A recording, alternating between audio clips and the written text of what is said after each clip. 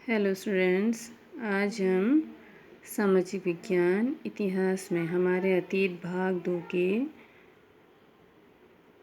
पहले पाठ 1000 वर्षों के दौरान हुए परिवर्तनों की पड़ताल के प्रश्न उत्तर करेंगे।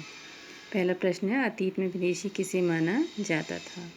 उत्तर है, अतीत में किसी गांव में आने वाला कोई भी अनजाना व्यक्ति जो समाज या संस्कृति का अंग न हो विदेशी कहलाता था। फिर है, नीचे उल्लिखित बातें सही हैं या गलत। सन 700 के बाद के काल के संबंध में अभिलेख नहीं मिलते हैं, तो ये गलत है। इस काल के दौरान मराठों ने अपने राजनीतिक महत्व की स्थापना की, सही है। कृषि केंद्रित बस्तियों के विस्तार के साथ कभी कभी वनवासी अपनी ज़मीन से उखाड़ कर बाहर कर दिए जाते थे, तो सही है। सुल्तान गयासुद्दीन बलबन असम, मणिपुर तथा कश्मीर का शासक था, ये गलत है। अब रिक्त स्थानों को भरें, तो यह है, अभिलेखागारों में अभिलेखों को रखा जाता है।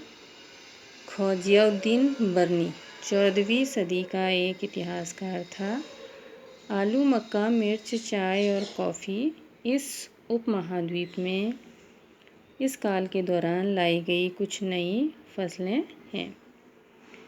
प्रश्न 4 है, इस काल में हुए कुछ प्रौद्योगिकी परिवर्तनों की तालिका दें। उत्तर, इस काल में हुए कुछ प्रौद्योगिकी परिवर्तन हैं, जैसे सिंचाई में रहट, कताई में चरखा और युद्ध में बारूद वाले हथियारों का इस्तेमाल। प्रश्न 5 है, इस काल के दौरान कुछ मुख्य धार्मिक परिवर्तनों की जानकारी दें। तो उत्तर 5 है, इस काल के दौरान हुए कुछ मुख्य धार्मिक परिवर्तन। नए देवी देवताओं की पूजा, राजाओं द्वारा मंदिरों का निर्माण, समाज में पुरोहितों के रूप में ब्राह्मणों का बढ़ता महत्व तथा बढ़ती सत्ता, नए धर्मों का भी आगमन।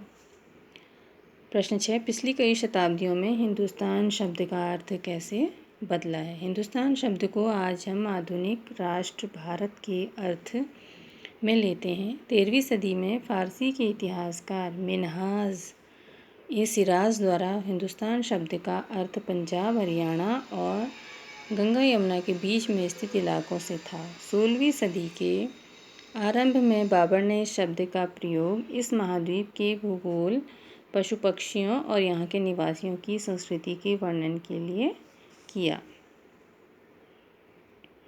प्रश्न 7, जातियों के मामले कैसे नियंत्रित किए जाते थे? उत्तर है, अपने सदस्यों के व्यवहार नियंत्रण के लिए जातियाँ बड़े बुजुर्गों की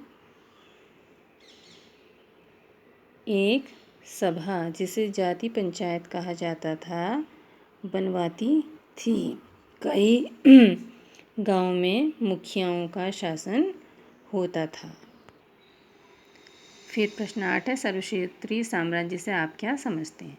सर्वक्षेत्रीय साम्राज्य वह साम्राज्य होता है जो विविध संस्कृति, धर्म और भूगोल से परे अनेक क्षेत्रीय राज्यों को मिलाकर बना हो, जैसे मुगल साम्राज्य। प्रश्न नंबर 9, पांडुलिपि के उपयोग में इतिहासकारों के सामने कौन कौन सी समस्याएं आती हैं? पांडुलिपियों के उपयोग में इतिहासकारों के सामने समस्याएं आती हैं। लिखावट को समझने में सबसे बड़ी समस्या आती है। समझ न आने पर अंदाज से कोई शब्द लिख देने पर बहुत अंतर आ जाता है।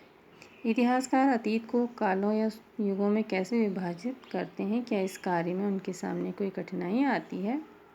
इतिहासकार आर्थिक तथा सामाजिक कारकों के आधार पर ही अतीत को कालों या युगों में विभाजित करते हैं। शासकों के वंशों के आधार पर भी युगों को विभाजित करते हैं, तो ऐसी कठिनाई कोई नहीं आती है।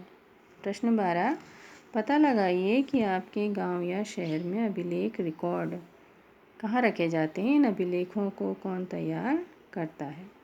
गांव या शहर में ज़मीनों से संबंधित अभिलेख रिकॉर्ड गांव में पटवारियों के पास तथा शहरों में तहसीलों में रखे जाते हैं। इसे विभागों के क्लर्क तैयार करते हैं। अब तो सभी रिकॉर्ड कंप्यूटरों में रखे जाते हैं जो ऑनलाइन उपलब्ध रहते हैं।